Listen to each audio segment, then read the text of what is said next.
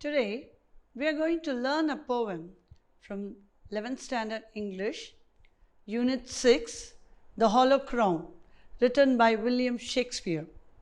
This poem is an extract from the play King Richard II. Before getting into the poem in detail, let us have a look at the poet and the background of the poem. William Shakespeare was born in England in 1564 at Stratford-upon-Avon. Therefore, he was also called the Bard of Avon. He was an eminent playwright, poet, and an actor. He has written about 37 plays, 2 long narrative poems, and 154 sonnets. He was widely regarded as the greatest writer in English language and greatest dramatist in the world. His plays have a common thing in nature. It beautifully portrays the primal human nature, and it has a timeless effect. And this is evident in the words of Ben Jonson. As he said, William Shakespeare was not of an age, but for all time. Now, children, to understand the poem better, you need to know the background of the play. So this, as I said earlier, is an extract from the play King Richard II. King Richard was a well-known king in the 16th century. He was crowned at the age of 10, and he was supported and guided by a small group of council. As he grew older, he was misguided by his close associates, and whoever opposed him were sentenced or sent in exile. So this is how his own cousin Henry Bolingbroke went in exile. Exile means sending out of the land or banishing from the land. When Henry Bolingbroke came back to his land, it was not difficult for him to oust Richard from his royal position. At the same time, King Richard was expecting the help of Welsh army at the coast of Wales. But to his shock, he got the message that the Welsh army was not going to come to rescue him. It is at this point, in a grave, utter shock, he gives the following speech, which is well known in the theatrical circle as the Hollow Crown speech. In anguish, he gives it in the form of monologue to his soldiers. Now, children, I shall read the poem, complete poem, and you please follow the poem line by line. You can have the book open. Shall we go? Let's talk of graves, of worms and epitaphs. Make dust of paper, and with rainy eyes write sorrow on the bosom of the earth. Let's choose executors and talk of wills, and yet not so. For what can we bequeath, save our deposed bodies to the ground? Our lands, our lives, and all our Bolingbroke's, and nothing can we call our own but death, and that small model of the barren earth which serves as space and cover to our bones. For God's sake, let us sit upon the ground and tell sad stories of the death of kings, how some have been deposed, some slain in war, some haunted by the ghost they have deposed, some poisoned by their wives, some sleeping killed, all murdered, for within the hollow crown that rounds the mortal temples of a king, keeps death his court, and there the antic sits, scoffing his state and grinning at his pomp, allowing him a breath, a little scene, to monarchize, be feared, and kill with looks, infusing him with self and vain conceit, as if this flesh which walls about our life were brass impregnable, and humoured thus comes at the last, and with a little pin bores through his castle wall, and farewell king. Cover your heads, and mock not flesh and blood with solemn reverence. Throw away respect, tradition, form, and ceremonious duty. For you have but mistook me all this while. I live with bread like you, feel want, taste grief, need friends. Subjected thus, how can you say to me, I am a king? Now, we shall look at the poem in detail. Let's talk of graves, of worms, and epitaphs. Make dust our paper, and with rainy eyes write sorrow on the bosom of the earth. King Richard, he understood the predicament. He understood his predicament. He realized that his fate is nearing, his death is nearing. He came face to face with the reality, and he understood that he can do nothing else but prepare himself to meet the death. So he says, let's talk of grave, of worms and epitaphs. Graves is the burial place, and epitaph means the words inscribed in memory of the person on the tombstone. கல்லறையில் அது மேலே எழுதியிருக்கிற வாசகத்தை epitaph சொல்லுவோம். So he says, let's talk of graves and epitaph and worms, which is going to take over the body after death. It says, make dust of paper, and with rainy eyes write sorrow on the bosom of the earth. This is a comparison. It is a metaphor is used here because he is comparing dust to paper and raindrops, eye drops as the ink. So he says, let's make the dust as the paper, and with the eye drops, let us write our sorrow on the bosom earth. Bosom means chest. Here the earth is personified. So he says, on the bosom earth, we need to write our sad story. Let's choose executors and talk of wills, and yet not so. For what can we bequeath, save or depose bodies to the ground? He says we have to choose the executors to execute the wills. Wills mean the wish, whatever you prepare to give, all your assets to bequeath, and what that is written in the form of paper, that is called will. Will சொல்லுவாங்க. So he says we have to talk about the will now, and someone should be there to execute the will after the death, after his death. So he says, let's talk of wills, and yet not so. Immediately at the next line he says he's reminded that he has got nothing to give away as a will, to bequeath. So he says, yet not so, for what can we bequeath? Save or depose bodies to the ground? Because once his body is buried in the ground, it is going to get deposed. So even that will not remain.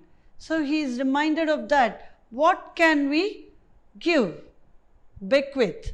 Because he says in the next line, our lands, our lives, and all are Bolingbroke's, and nothing can we call our own but death. So he says, our land, here, his own land, his property, his lives, everything was taken away, seized by Bolingbroke, his own cousin.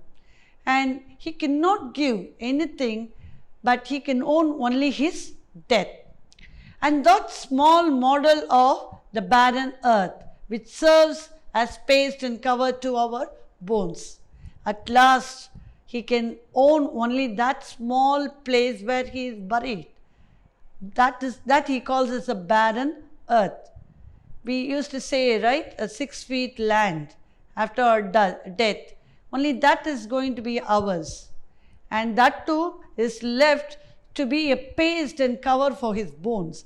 Otherwise, even that may not be there. So he says, for God's sake, let us sit upon the ground and tell sad stories of the death of kings. So he has got some time now. Now, because the poem is set in the coast of Wales, he is standing there and speaking all this in anguish with his small set of followers, soldiers. So he need to while away the time till he gets captured by Bolingbroke and sent to prison. So meanwhile, he has to speak of something. He says, let us talk about the sad stories of death of king. How some have been deposed, some slain in war, some haunted by the ghosts they have deposed, some poisoned by their wives, some sleeping killed. So many kings were murdered in the history. So now he says, we can talk about those stories, how the kings were killed, how they were being deposed, like how he got deposed by his own cousin. And some would have been killed in war. Slain means kill. And some king must have been haunted by the ghost they have deposed. See, in guilt, if they make some mistake, we people make mistake, we will be driven by our own guilt, and sometimes we may take away our own life. So this happened to some kings. That is why he says, some kings were haunted by the ghost whom they have deposed. And some kings were poisoned by their own wives, and some were killed while they were sleeping. All murdered, for within the hollow crown that rounds the mortal temples of a king keeps death his court, and there the antic sits, scoffing his state and grinning at his pomp, allowing him a breath, a little scene, to monarchize, be feared, and kill with looks. Now, these kings, whoever he has listed, they all were murdered for one thing, that is power. And the thing is the crown, which symbolizes the power and sovereignty. So he says, all these kings were murdered for one hollow crown that rounds the mortal king. Temples of a mortal king. So this is called temple, and kings, temples, crown, everything is mortal. But all the fight, war, murder, everything is for that one crown. And that is why he understood now the crown is empty as it looks. It is hollow inside. The same way, it doesn't give any power because he has got, we all have someone more powerful than us, above us, looking at everything. Here, as he is reminded of death, he thinks death is the powerful thing now, and death overshadows all his power. So he says in the next line, keeps death his coat. Though the king wear the mortal crown on their temple, they don't realize that in their own court, the death sits there watching every event, second by second. Here, death is personified. He says, even he as a king, he was actually, children, at the end of his reign, he became a tyrant. People didn't like him. But King Richard didn't realize all these things when he was a king. Only after, when he got ousted from his position, he realized everything, all the mistakes he made. So that is why here he says, He had the death in his court. The antic was sitting in this court and it was laughing at him, but he didn't know. He thought that he was the powerful person in England. He compares the dead to antic here. Antic means a person who behaves strangely to attract their attention or sometimes behave in a bizarre way. So here, death behaves bizarrely because he was sitting there but he didn't show his identity. Death was scoffing at his state and grinning at his pomp. Pomp means luxuriously he was living using the money he had in the treasury, and he didn't look after his people. So death was scoffing, grinning, laughing at him, and it gave him some permission to rule a bit, be pomp a bit, do all sort of drama. That is what he says in the next line. Allowing him a breath, a little scene, to monarchize, be feared, and kill with looks, infusing him with self and vain conceit, as if this flesh which walls about our life were brass impregnable. So as he was ruling with pomp, king will have that selfishness and the pride that he says in the vain conceit. All the kings will have that pride, but he says everything is of vain. What is going to be the result? At the end of the day, everyone has to come down. Everyone has to meet the death. Everyone will be justified. So that is what he says. Conceit, pride is of vain. But he didn't know all these things. He was infusing the selfishness and the pride within him as he ruled his people, thinking that as if the flesh which walls about our life were impregnable, brass impregnable.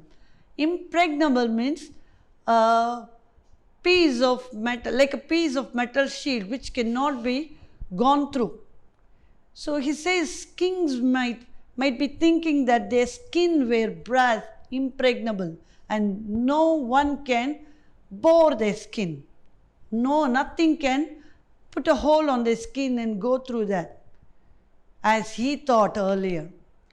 But he says, humor thus comes at last. So he was mentioning the death, right, which was sitting in the court. It humored. It was laughing all the while, and it came at the last. With a little pin, bores through his castle wall, and farewell king. Look at the contrast he gives here. Kings will be thinking that their skin were impregnable, nothing can be gone through, but death will come at the last, and with just a small pin, it will bore through the castle. Castle means place where the king lives, kote. So he is mentioning the castle here. It will bore through the castle, and death will take away the life of the king very easily, because that is the power it has got. And goes the king. Farewell, king. Cover your head and mock not flesh and blood. With solemn reverence, throw away respect, tradition, form, and ceremonious duty. For you have but mistook me all this while.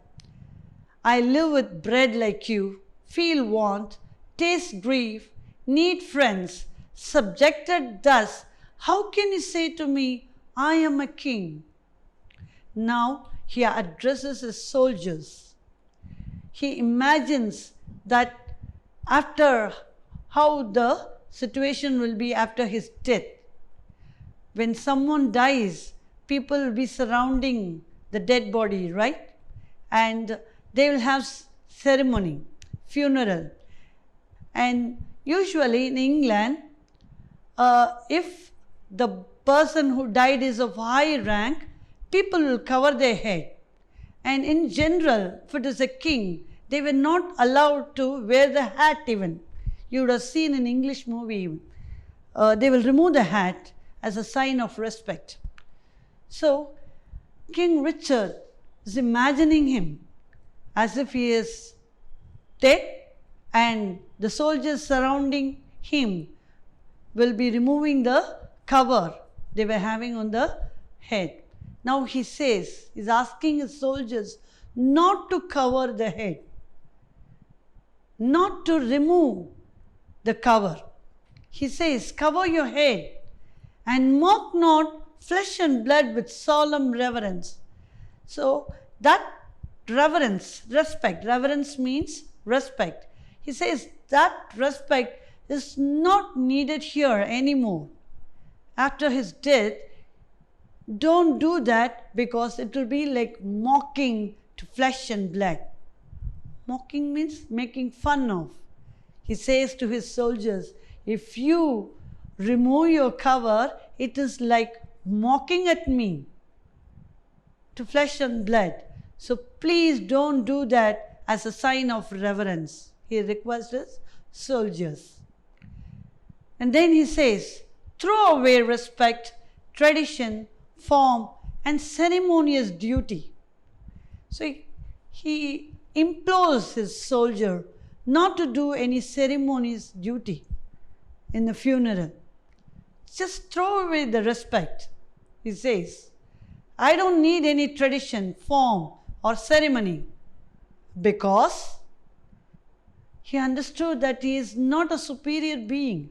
He was just a human being like the soldier, his soldiers. He says, for you have mistook me all this while. All these years, you treated me like a king, as though I am a powerful person. He says to his soldier, you mistook me all these years.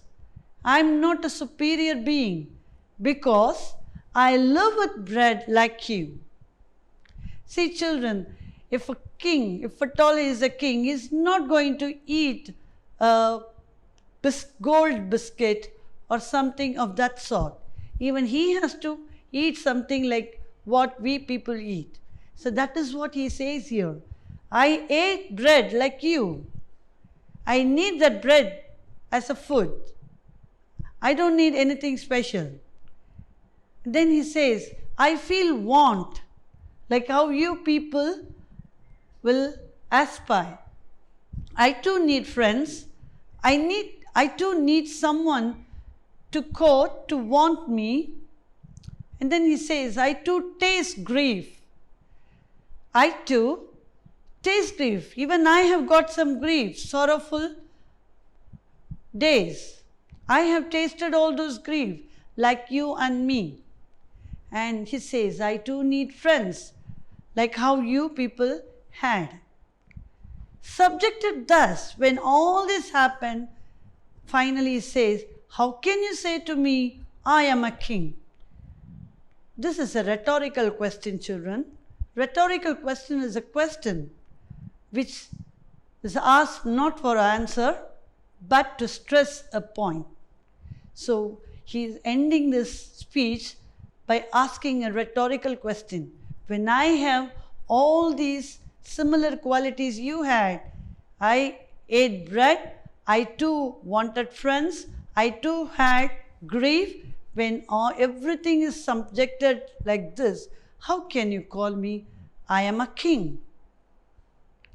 So children, this is how our intellectual poet has made his character repent at the end. Now, even in our life, we all may have some ups and downs in our life. We may have made some mistake, but we all must have this in our mind.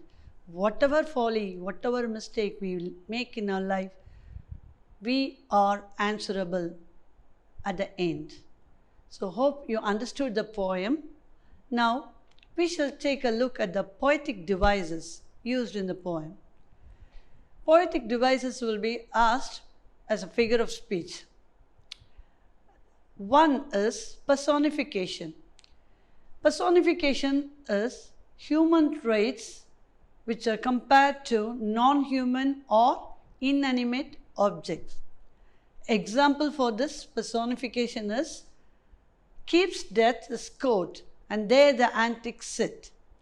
In this poem, death is personified. Wherever you get the word death, it is personified, and it is even personified as antic. As I said, antic is a person who acts in a silly way or strange way. Next, metaphor is used here. A metaphor is two unlike objects having some qualities in common, and it is compared between. For example, make dust of paper and with rainy eyes write sorrow on the bosom of the earth. Here, dust is compared to paper, and eye drops is compared to raindrops. Next is internal rhyme. Rhyme, as you know, are the rhyming words which comes in the same music or sound. Here internal rhyme is used, that is, within the line, 2 or 3 words will have the same rhyme. For example, scoffing is state and grinning at his form. Here, scoffing and grinning has the same rhyme. Next is rhetorical question. Here, rhetorical question and interrogation both are used.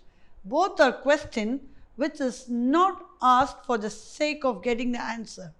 Now children, shall we discuss some of the appreciation questions? Yes. Tell me, who deposed the King Richard II? Yes. Henry Bolingbroke deposed the King Richard II. Who was Henry Bolingbroke? Yes, you're right. Henry Bolingbroke was Richard II's own cousin. Okay, children. Now, to understand the poem, enjoy the poem in a better way, I want you all to read the poem line by line, once or twice, so that you can answer all the question that is asked to you very easily, and you all can enjoy the poem even. Thank you.